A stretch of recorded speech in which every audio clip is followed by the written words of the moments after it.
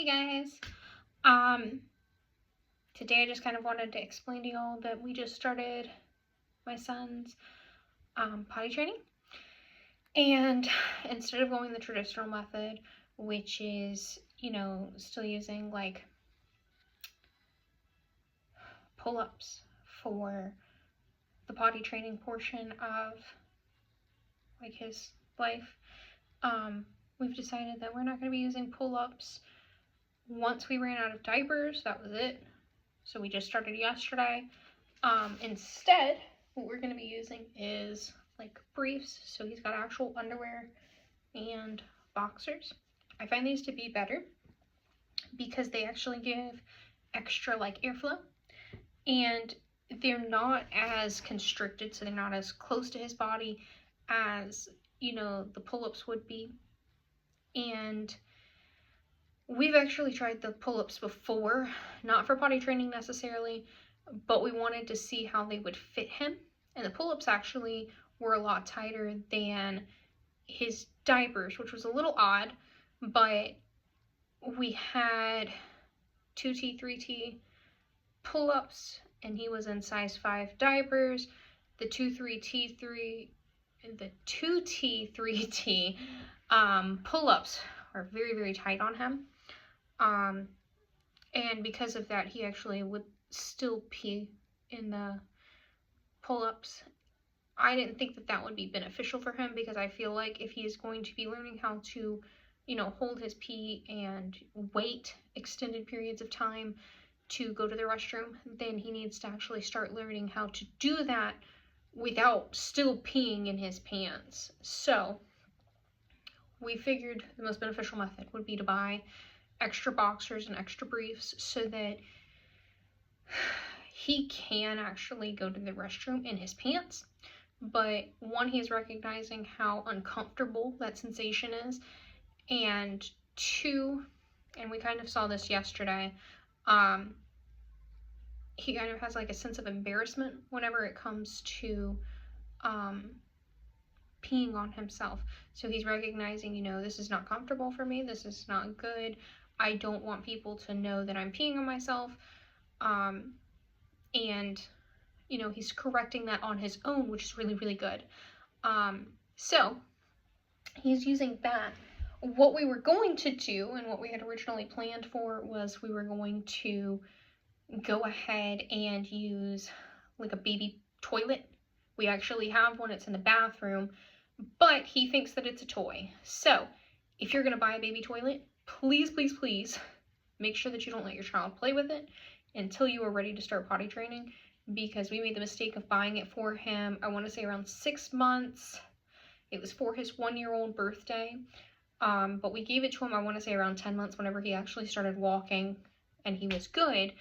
But it made it into more of a toy than an actual thing that he's supposed to use. So I can't utilize that now, because every time that I take him to it, either he freaks out really bad and like just loses his mind, or he thinks that it's a toy and he wants to take it apart. So he'll take all the pieces out, he'll try and stand on it, he'll try and flush it, things like that. So I can't even use it. Instead, today, this morning, we had to go out and buy a training seat to put on our toilets. I also bought Clorox wipes to use on these, so that I can take this to like stores and things like that, and I can just wipe this side of it and this side of it, and it would be good for him to use everywhere. So I'm not having to go, while we're out, we have to use pull-ups, but while we're home, we'll use the training seat, or we'll use the baby potty. So he's got this, and we're going to take it on the go with us. So this is going to go everywhere with us, anywhere and everywhere. So we go to the store, we're using this. We, go to church, we're bringing it with us. I actually wanted the Free to Baby travel potty training seat. I could not get that because absolutely no stores around me had it in stock. They wanted me to ship it, and I'm not going to wait 3 to 5 business days to eventually get it. I need to start potty training now. I don't need to start potty training in a week. So this was my only option, because this is all the store had. So we ended up with the Miss Rachel chair. It's not what I wanted, but we will deal. Another thing with potty training. Now, if you sleep independently of your child, as in they sleep in a toddler bed, they sleep in a crib, or they sleep in a convertible crib, this part of the video is not for you. This is specifically for my parents that actually co-sleep with their children, because that's what we specifically do. He has a toddler bed, trust me, but he does not use it at all. He had a crib, never used it, not once. So, this is more for my parents who are co-sleeping. However, I will make mentions to things that you can buy for your toddler bed if you have not already. I'm sure most of you have, but just in case you haven't, basically, if you're using a crib or a toddler bed or a convertible, you would want like an actual mattress protector or a mattress cover. Most people have already bought that. That shouldn't be like new news to most people, but I'm sure some people haven't, and that's perfectly fine.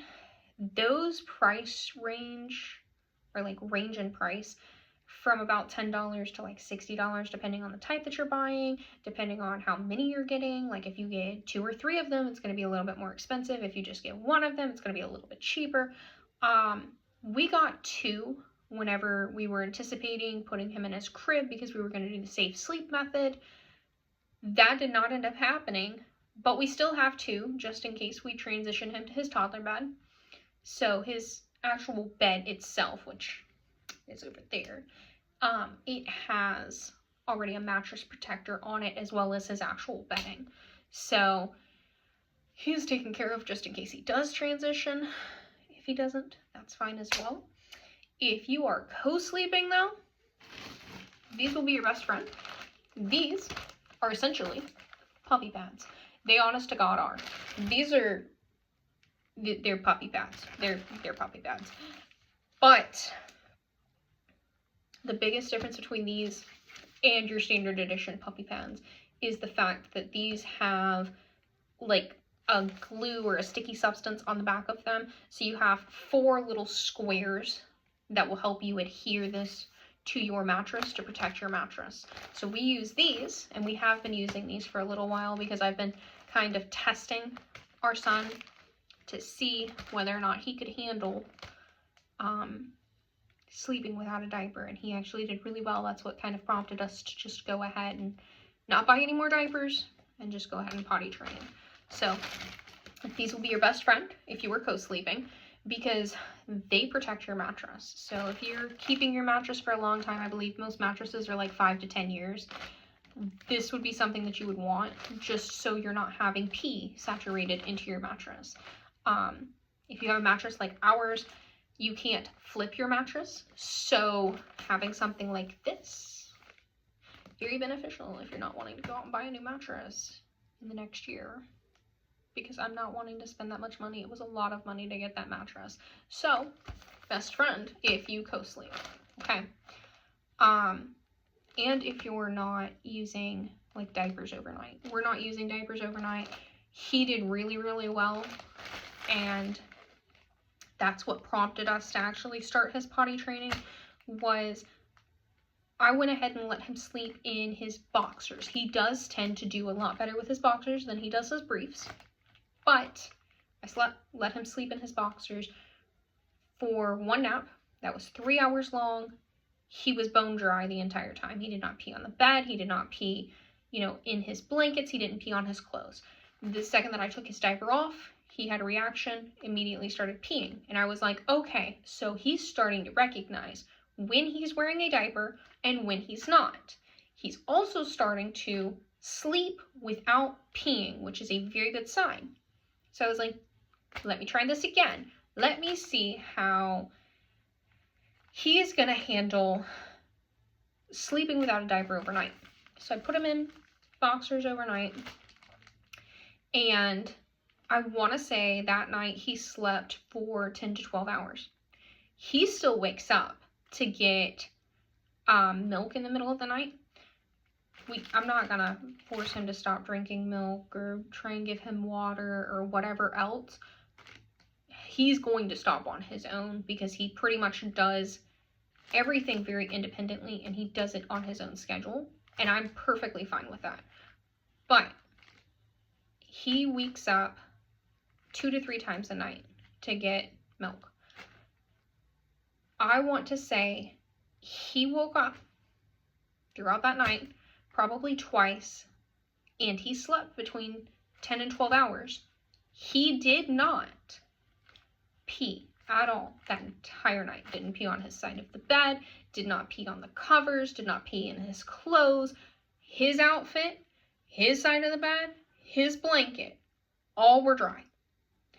And so I was like, okay, I think he's actually ready to start potty training. And we were like, you know what? It's time. We're going to try it. We're going to go ahead and give it a shot, and we will see how it goes. So that's how we ended up here.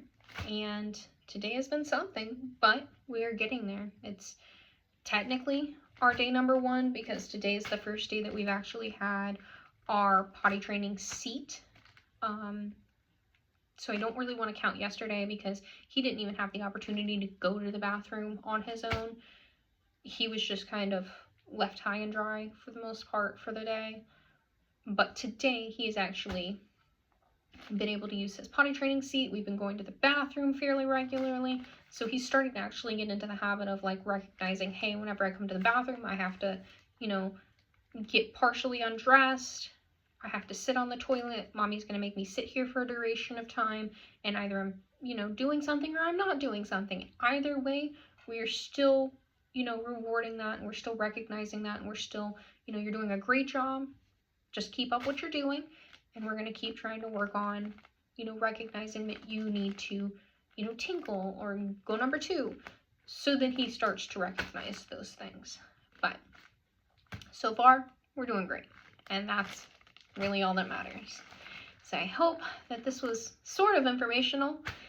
It wasn't super informative, but it was something that I just wanted to let y'all know about that was going on with us for this week, because it will very much limit how much I can post, how much I can actually like let y'all know things or show y'all things. I'm still going to try and post a couple of different times a day, but I don't want to make any promises just because I will be very tied up with his potty training, and I do expect it to take probably 3 weeks or so for me to actually get him fully potty trained.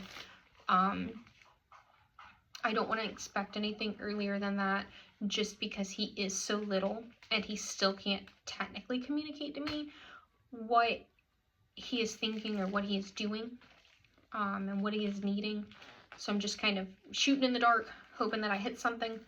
I'm starting to pay attention to his cues and what he's doing to indicate, you know, that he's got to go to the restroom. So this week's going to be very long, very challenging. And I definitely think it's going to be an experience.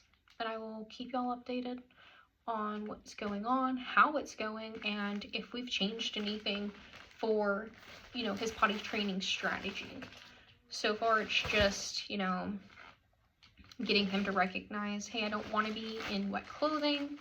Hey, you know, when mommy takes me to the bathroom, I go to the bathroom. And when I'm not in the bathroom, I don't want to be going to the bathroom. So that's pretty much it for now. If we change anything or if we update anything or, you know, he's not progressing or anything like that, I will definitely let y'all know.